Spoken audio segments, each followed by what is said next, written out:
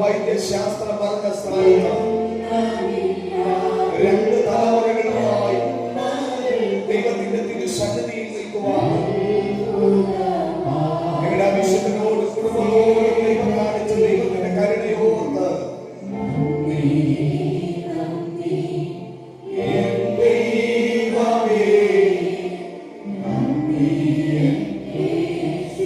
ഒരിക്കൽ കൂടെ ദൈവശബ്ദം ഉയർത്തി